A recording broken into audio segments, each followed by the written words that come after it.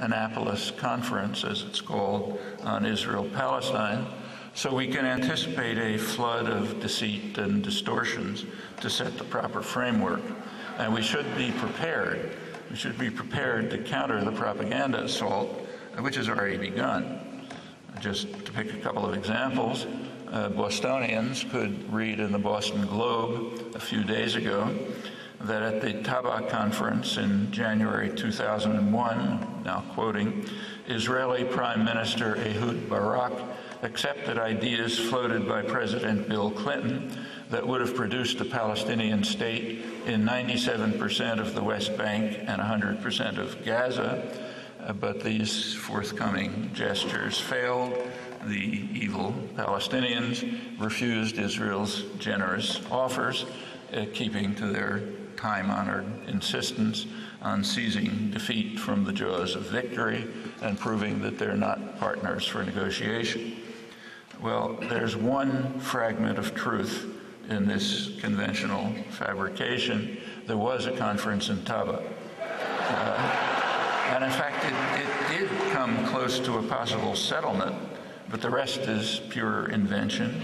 In particular, the conference was terminated abruptly by Prime Minister Barak. The truth is completely unacceptable, so the facts are either suppressed, as they generally are, or, as in this case, just inverted. And we can expect a good deal more of that. Actually, the truth about the Taba conference merits attention. That week, in 1 week in January 2001, was the one moment in 30 years when the United States and Israel abandoned the rejectionist stance that they've maintained in virtual isolation until the present.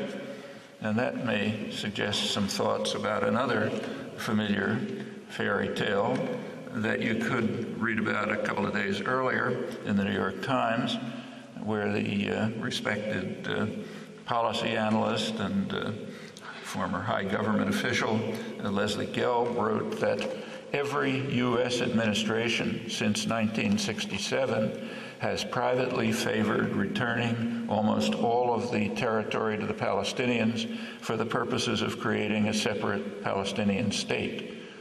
Note the word privately, crucial. We know what the administrations have said publicly.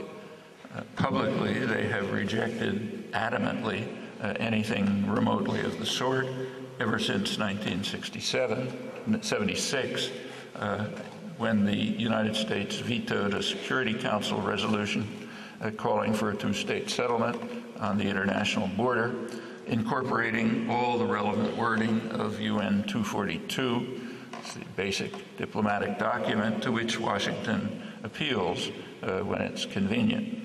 A U.S. veto, it's worth bearing in mind, is a double veto. One part of the veto is that the actions are barred, of course.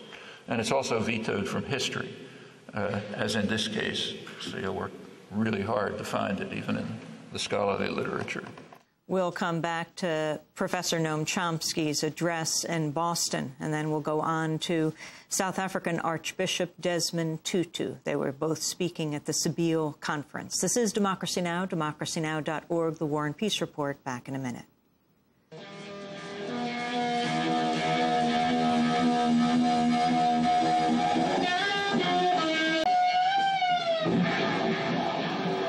Jimi Hendrix playing at Woodstock in 1969. He would have been 65 years old today. This is Democracy Now!, democracynow.org, The War and Peace Report. I'm Amy Goodman.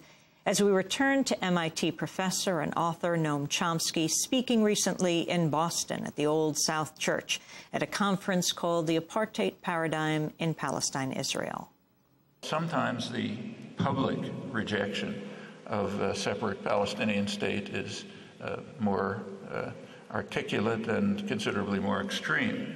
So take, say, George Bush #1, who's reputed to be the most hostile to Israel of U.S. presidents. In 1988, as you know, the Palestinian National Council formally accepted a two-state settlement, and the Israeli government responded This was the coalition government of Shimon Peres and Yitzhak Shamir. They responded by issuing a formal declaration that there can be no additional Palestinian state between Jordan and Palestine. Additional because for Shimon Peres and his labor coalition, Jordan already was a Palestinian state. It's a view that's attributed to the right wing, but that's mistaken. This is Shimon Peres. The United States reacted to that with what was called the Baker Plan. James Baker, Secretary of State.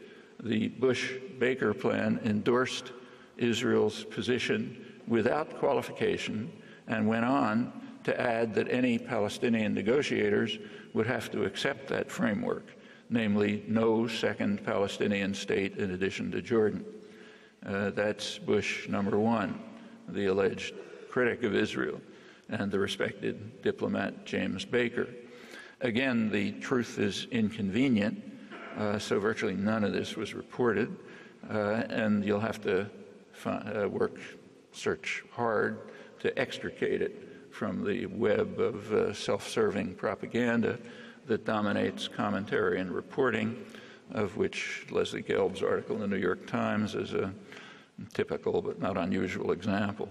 Well, I'm not going to go on with that, but the diplomatic record is one of uniform rejectionism, apart from the week in Taba, and unilateral rejectionism, increasingly so.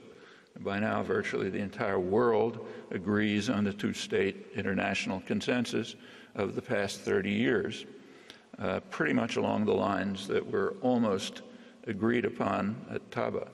That includes all the Arab states who actually go beyond to call for full normalization of relations with Israel. It includes Iran, although you won't find that published here, which accepts the Arab League position. It includes Hamas. Its leaders have repeatedly called for a two-state settlement, even in articles in the U.S. press.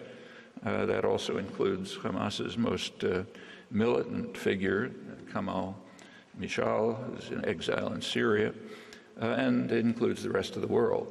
Israel rejects it, and the United States backs that rejection fully, not in words just, but in actions.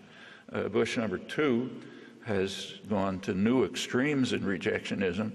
He's declared the illegal West Bank's settlements, they must remain part of Israel.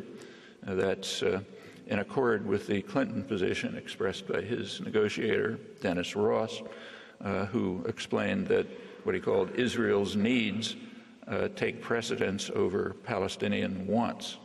That's Clinton. But the party line remains undisturbed. Facts don't matter. Bush, Rice, and the rest are yearning to realize Bush's vision of a Palestinian state somewhere, someplace, persisting in the noble endeavor of the longtime honest broker.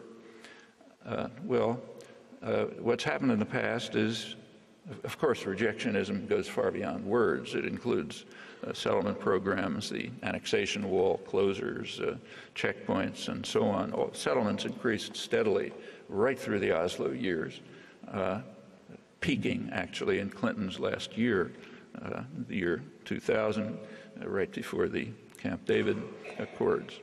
And the story is now being repeated before our eyes. Shouldn't surprise us. So to take just one example, with the Annapolis Conference approaching, Israel has just confiscated more Arab land to build a bypass road from Palestinians, I'm quoting now, in order to push the Palestinian traffic between Bethlehem and Ramallah deep into the desert and effectively bar Palestinians from the central part of the West Bank. That's part of the so-called E1 project, which is designed to incorporate the town of Ma'ale Adumim within Israel and effectively to bisect the West Bank. With such policies, continuing to quote, with such policies enacted by the government, the famous Annapolis Conference is emptied of all meaning long before it convenes. This is quotes from the Israeli peace organization Gush Shalom. All of this is backed by the honest brokers in Washington and paid for by U.S. taxpayers, who incidentally overwhelmingly join the international consensus in opposition to their own government. But that's not what we're going to hear. Well, in fairness, it should be added that there is occasional public criticism of the settlement programs.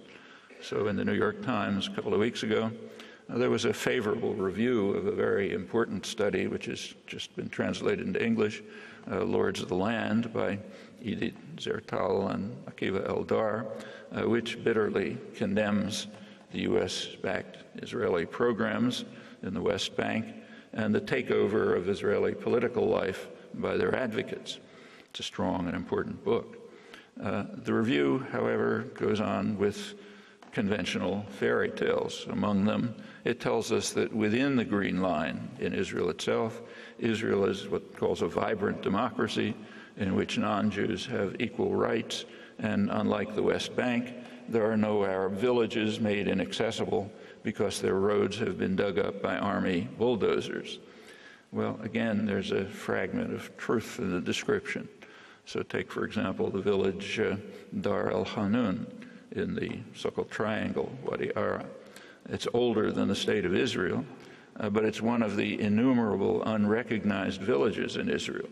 So it's true that there's no road dug up by bulldozers, and the reason is that there's no road. No road is permitted by the state authorities. No construction is permitted. No services are provided. That's not an unusual situation for Palestinian citizens, who are also effectively barred from over 90% of the land by a complex and intricate web of laws and administrative arrangements. Technically, that was overruled by the High Court 7 years ago, but as far as I can determine, only technically. And we may recall that in the United States, it took over a century for even formal implementation of the 14th Amendment, guaranteeing equal rights to all persons, and actual implementation of it is still remote, a century and a half later. Well, let's turn briefly to the important question, the most important question: what can we do about it? Here it's useful to think about the apartheid analogy, and it's useful to remember a little history. In 1963, the UN Security Council declared a voluntary arms embargo on South Africa that was extended to a mandatory embargo in 1977.